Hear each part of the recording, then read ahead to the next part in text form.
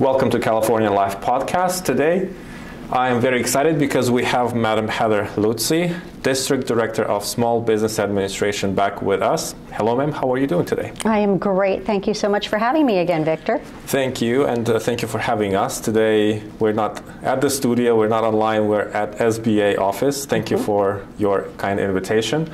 I had a blast during our previous episode. I learned a lot. Our community did as well, and I got quite a few questions from different communities. And today, let's focus on the Chinese community and our Hollywood community. So the Hollywood community, you know, they believe the work is stressful, as if it's not stressful in any other domains.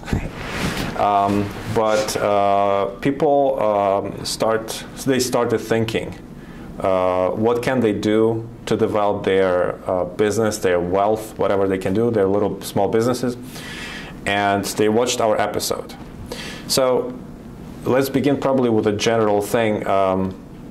What opportunities people from Hollywood who are in acting, writing, producing, directing, in front of camera, behind a camera, what kind of opportunities they can seek at SBA? So that's a great question. So many different answers to that. With respect to the film industry in general, I think the state of California has different programs to support that, depending on where the filming and the production is being done. Right. SBA in general is concentrating on small businesses, and it really doesn't matter what kind of a small business, as long as they're categorized as small. So whether it is the cameraman, the production company, it wouldn't make a difference. We could provide financing or counseling or assistance in, you know, either launching that small business or trying to grow that small business into new areas.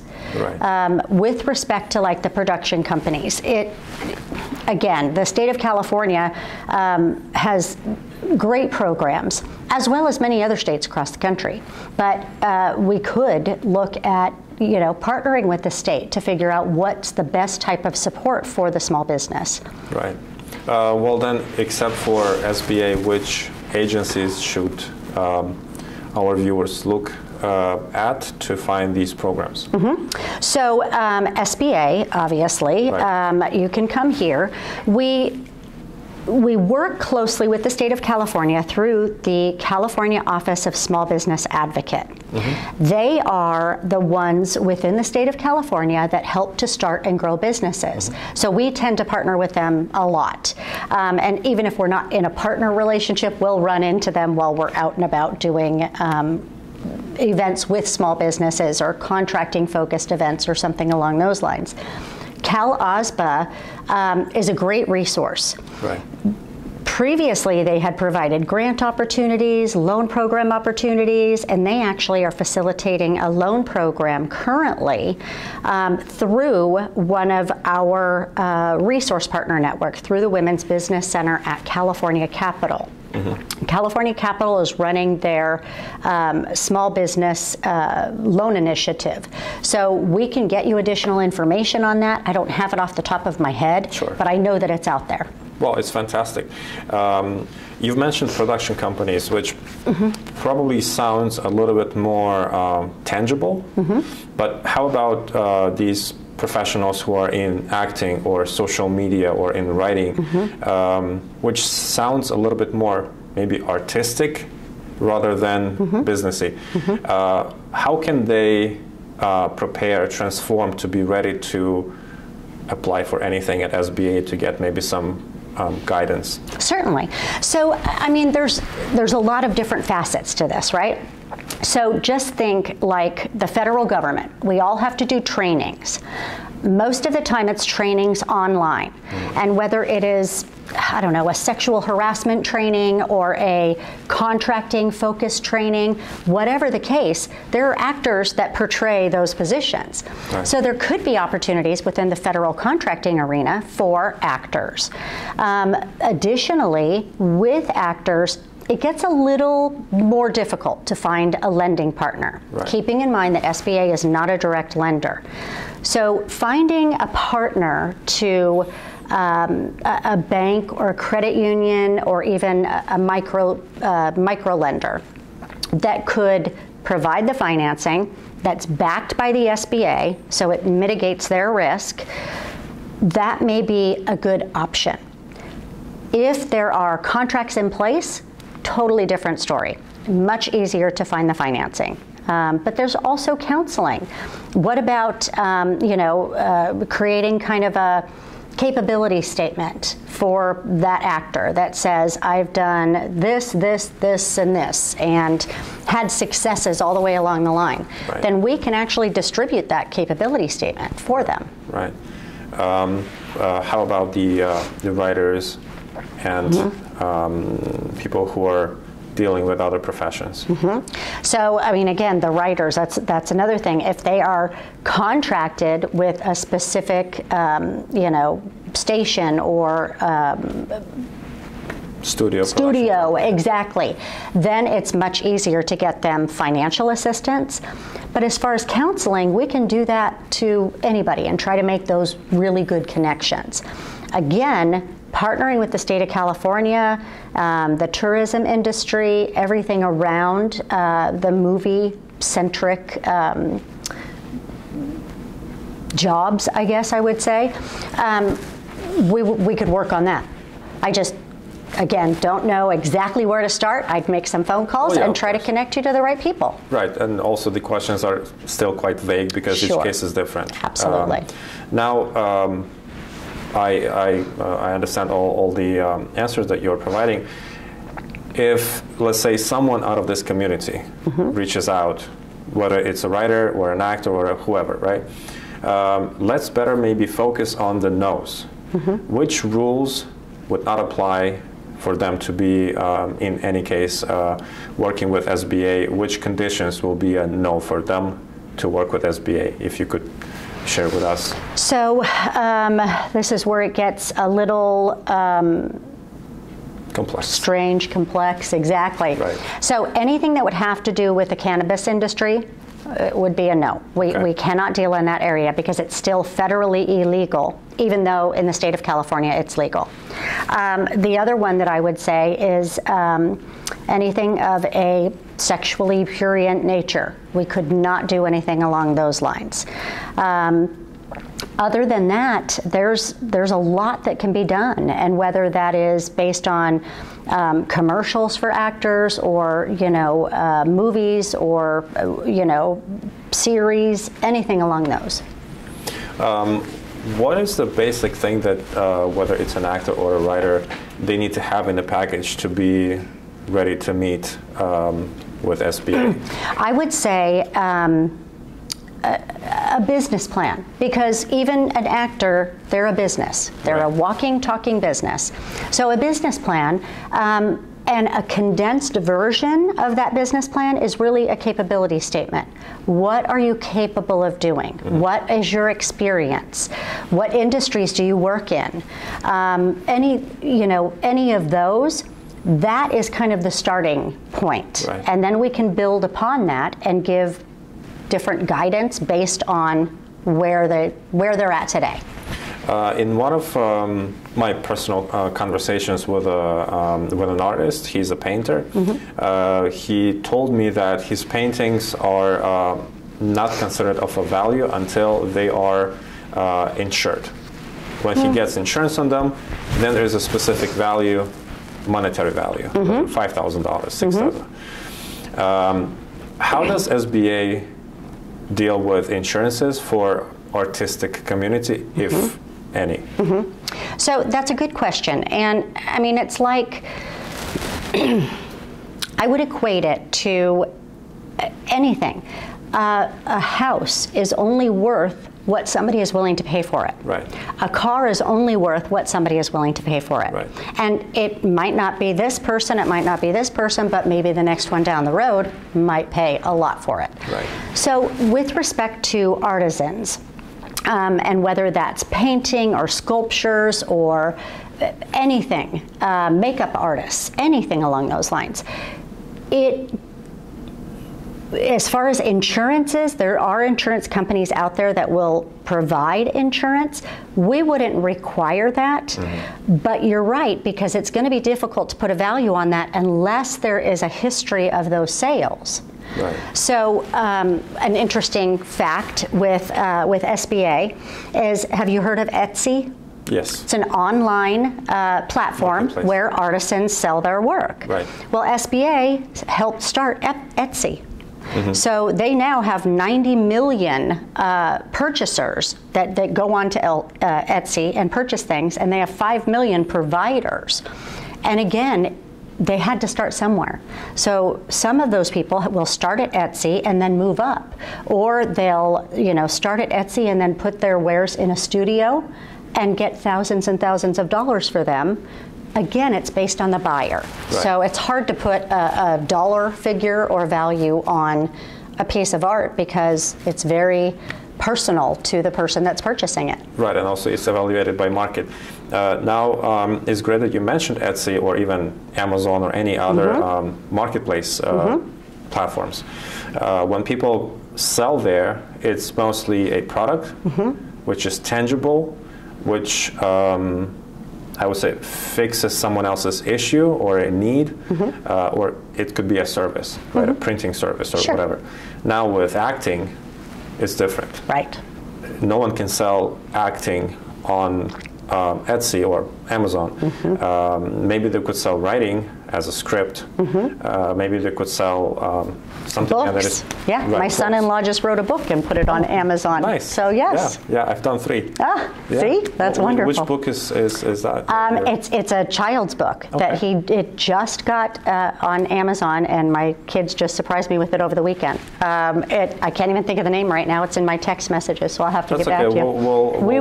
We will definitely. And maybe let's have the writer on our show to promote the book. Yes. We don't have too many books for children right now. So the thing which we're facing with actors, with the filmmakers, is that there's not a marketplace for it.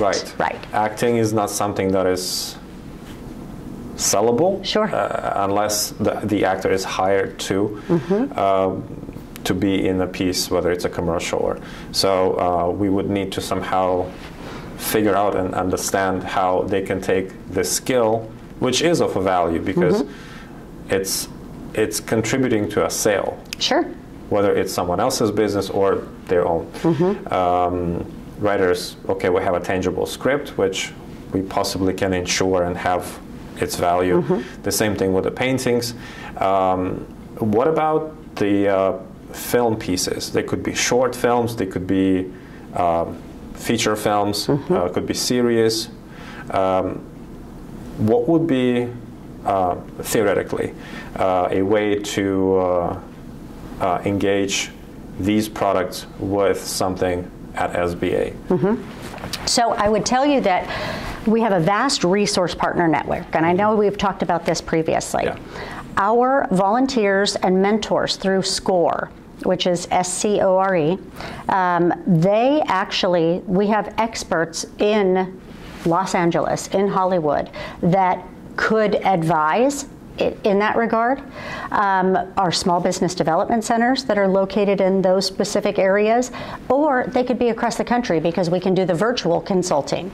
But I would really kind of promote talking to those individuals about their successes and what they've seen with the individuals, actors, actresses that have gone through their programs. Well, that's a good point. However, for example, if we talk about not big studios with revenues, with sales, but the majority, which are independent producers, the production companies, producers, directors, they would mostly, for example, send their films or pieces or whatever they do to film festivals. So what they have is an award, which is not really a monetary, again. Right, there's no monetary value, but that award speaks volumes about what they've accomplished, that there's an audience for what they've created.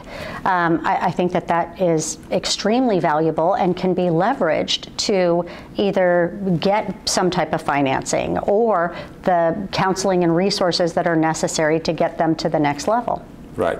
So let's say if a production company or a group of actors or a group of everyone together, right? Mm-hmm. They would form a company, an mm-hmm. entity, an LLC. If I'm correct, they have to have a 2-year history in that LLC to be eligible. It depends on the lender. Right. Some lenders will do startups, but they want to see that the folks that are in that LLC, the partners, have the experience that's right. necessary for them to have the assurance that they would get repaid. Okay, so let's say they have some history, more or less, let's say it's like minimum eligible. Okay. They form this LLC and they are working on a feature film that they would like to get some finances for. Mm-hmm. How difficult or not difficult it will be to get some financial aid with SBA for them? So again, because we're not a direct lender, we right. would assist in finding a lender that would be apt to provide that financing. Again, not an area of expertise with me, Victor, because I'm not down in the LA or Hollywood area. I've been really removed from that piece.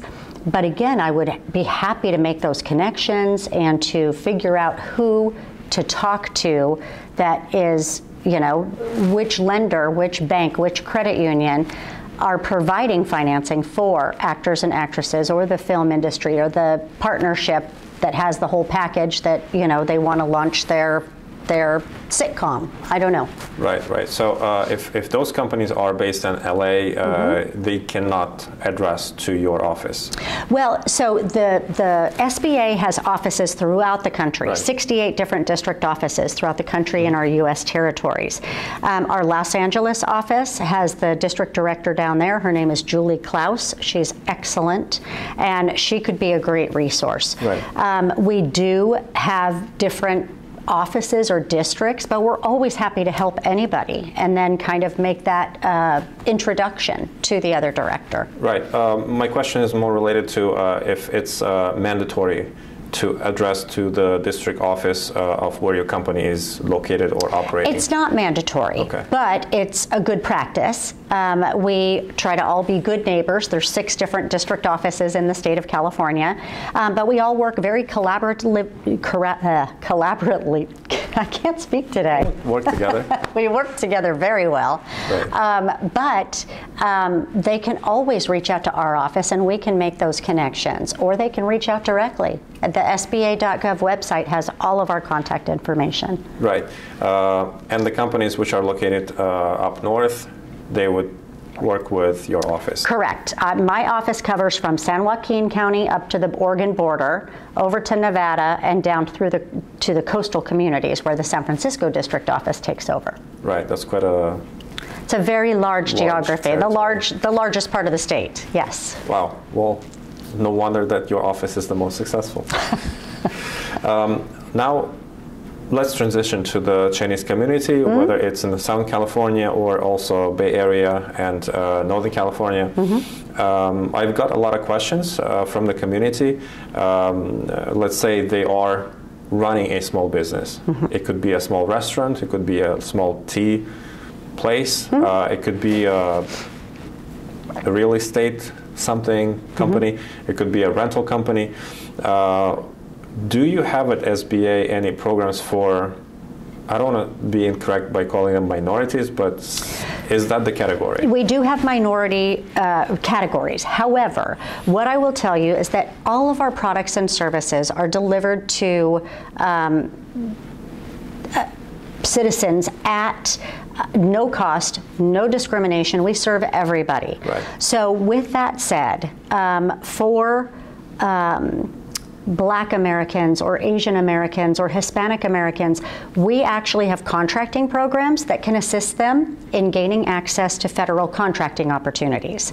So, you know, whether it is catering or a widget that they make that the government wants to purchase or something along those lines, janitorial services.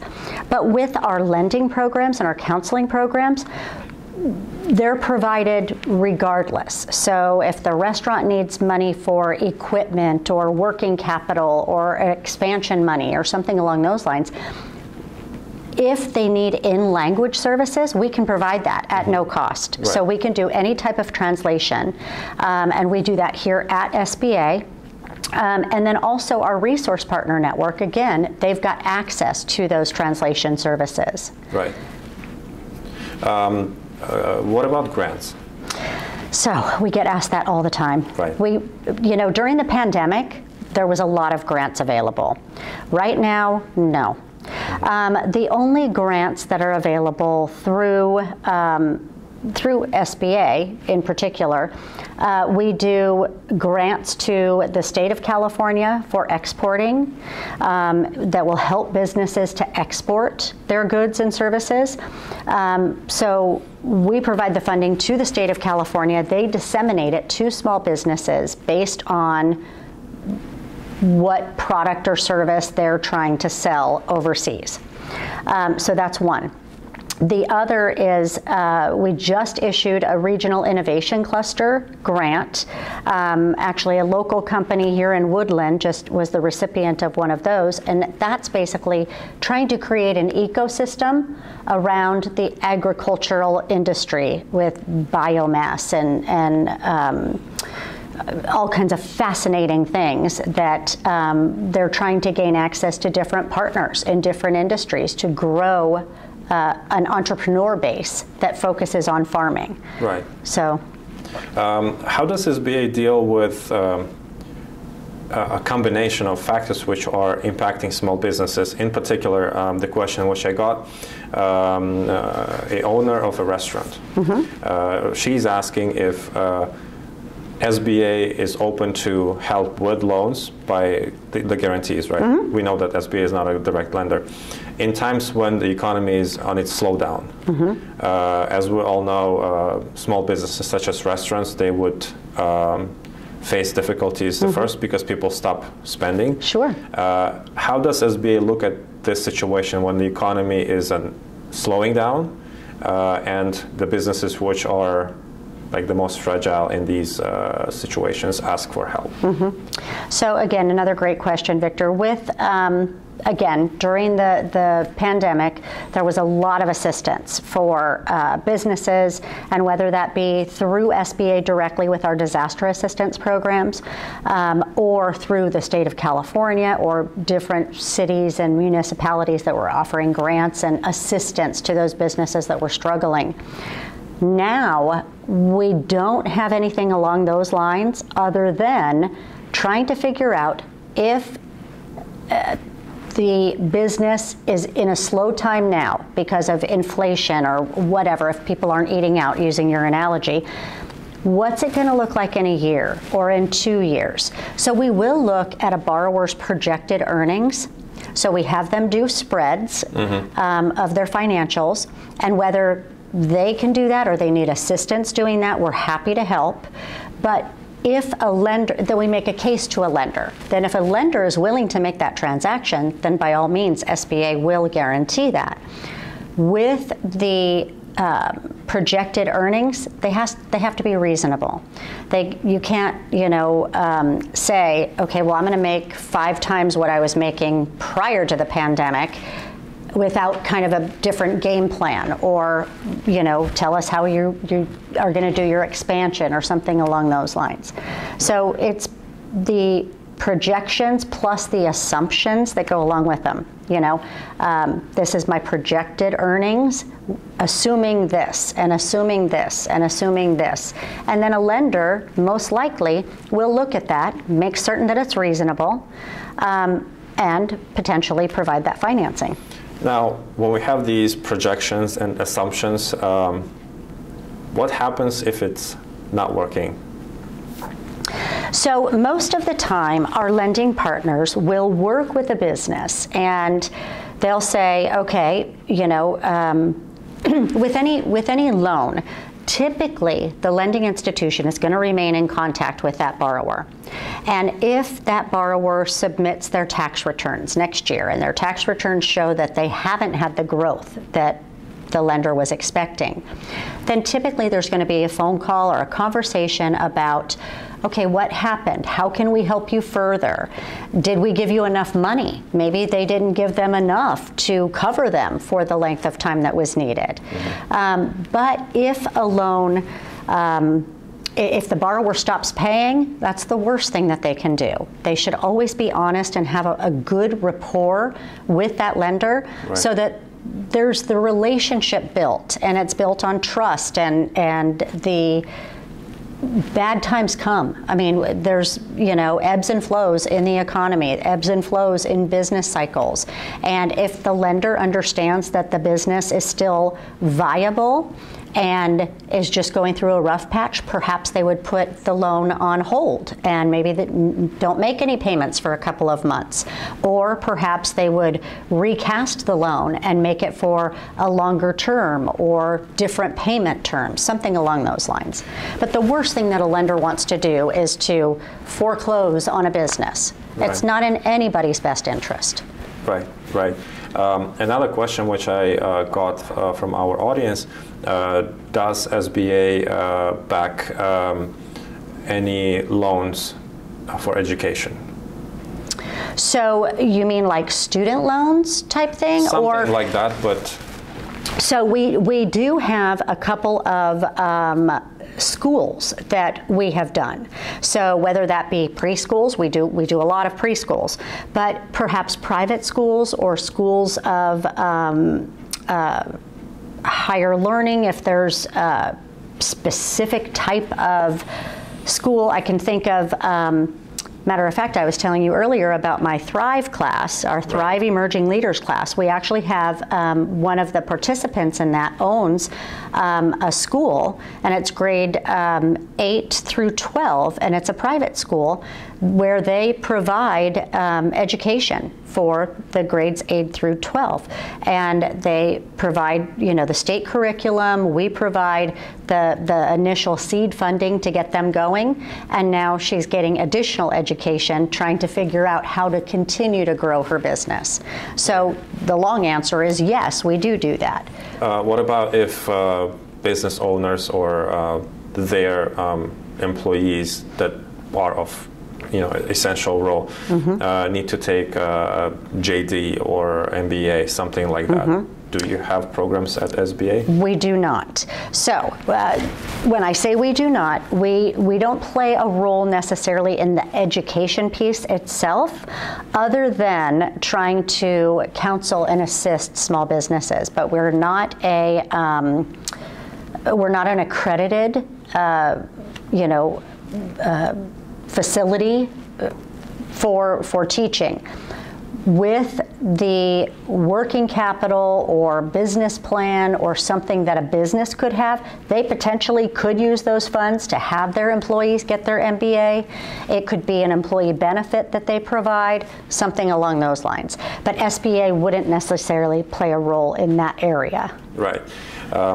You've mentioned multiple times COVID times, which is some sort of force majeure circumstance, and that's when we have more programs and more diversified programs. Many force majeure circumstances, they impact the market and the businesses. They make them, let's say, more emotional. Today is the first day after elections, which was also a very emotional period of time for not just our country but the whole world. How are businesses reacting? Do they call more? Do they come more? Or they are more relaxed, or they're just withholding right now from the businesses that you work with? It's an interesting question, and it's one that's actually come up quite frequently over the last several months. But what businesses are saying is, okay, what's going to happen to SBA? You know, what if this or what if that? And honestly, Victor, we're not going anywhere. We've been around since 1953. I think we all know small businesses are the engine of the economy. We are what drives the growth for the U.S. economy. And 99.6% of all businesses in the U.S. are considered small. So we're not going anywhere.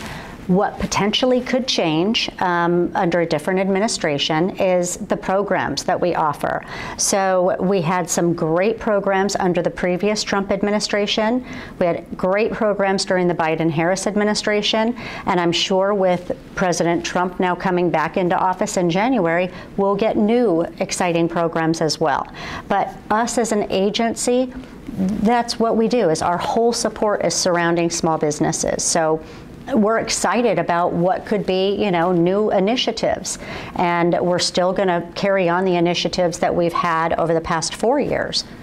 You've mentioned to me that you're not going anywhere during our last episode, and we're secure about this side. We can always rely on you, on the agency.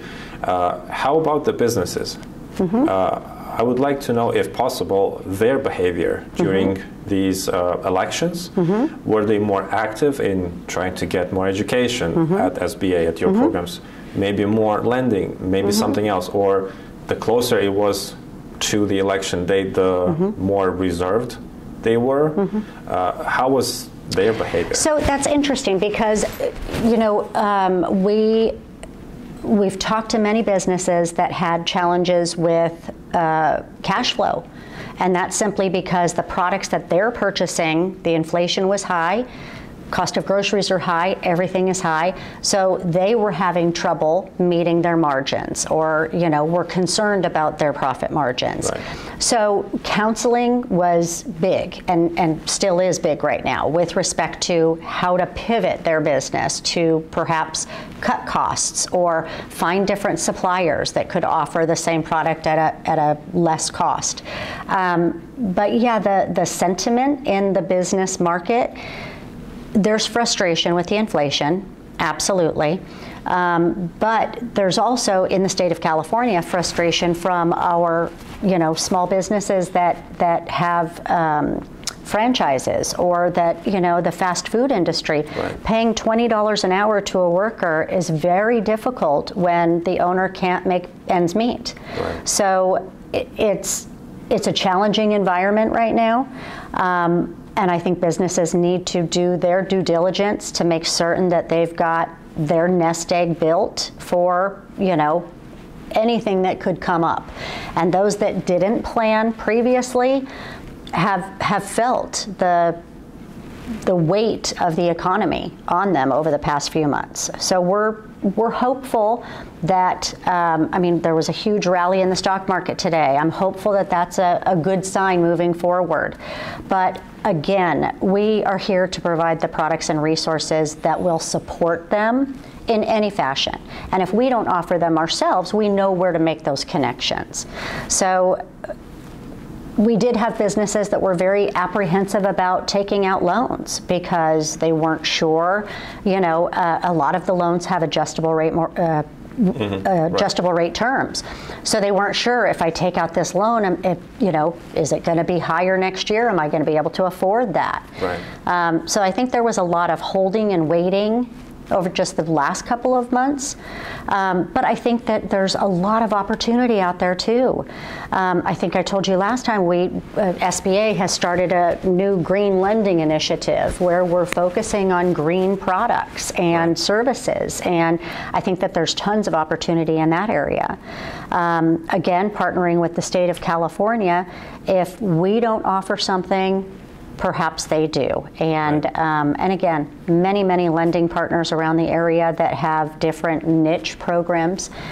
I would just caution businesses to go into it with the eyes wide open, because we've heard time and time again, those businesses that didn't plan for kind of this inflationary period were stuck and needed cash. And you hear those commercials about get the money in the morning, and some did it, and it put them out of business, unfortunately.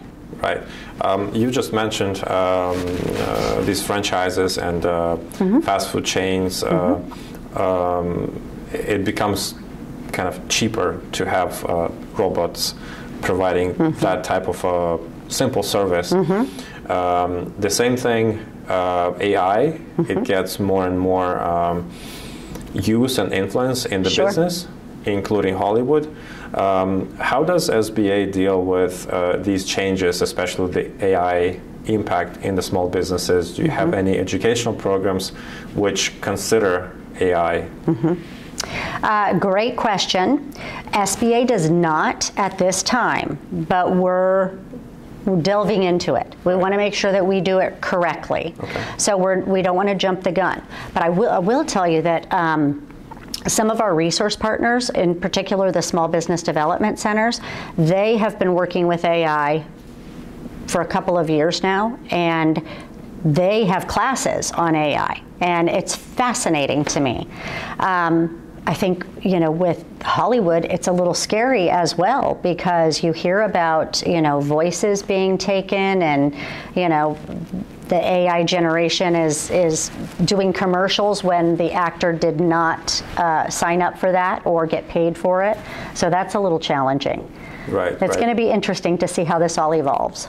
It is interesting, and I could see from both sides. For example, the writers, they were protesting against us using AI in writing. At the same time, I don't see big names like Martin Scorsese or Aaron Sorkin in those protests. So I think still the brand means the most, and if it's a low-cost show in a way, which is just mass-produced every day, then probably for us AI it's fine. But if it's something really big of a masterpiece, then of course we won't use it. And what I've noticed, comparing influencers versus actors, many of the influencers created their AI image, AI voice, they patented. They secured everything, and now they have these images going on a date or providing other services that actors are protesting against. Right. So it's quite interesting how it develops, and well, I'll be looking forward to new SBA programs with AI. My last question for you today, ma'am, because I know you have your group waiting for you, would be your few advice for business success in the end of 2024, looking into 2025? So again, I would just say that I see opportunity. I'm cautiously optimistic about the future. I think that if the federal government changes as much as they're talking about, and I realize that this is, you know, small business shouldn't be political, but let's look at it from an aspect of what's going to be good for business. And I know that there's a lot of pushback about tariffs and all of that. But quite honestly, don't we want products made here in America? Don't we want to open up factories and have goods and services from America? Right. You know, over the 4th of July, my sister ordered a flag, and the flag came from China. Yeah. And that's so sad, you know? Yeah. So I'm hopeful that American ingenuity and that spark will come back. It's going to be a lot of fun if we're opening up a lot of manufacturing firms and just new innovative services throughout the country. Well, with this positive note, we will pause our episode for today. We'll be looking for the next episode with you to uncover more opportunities with SBA, with SBA's partners, and please stay tuned and come up with all the questions that you have. We'll be more than happy to address them to the professional. Thanks so much, Victor. Thank you, ma'am, I appreciate it. For the show, for inviting us, and for your time. Absolutely. Thank you.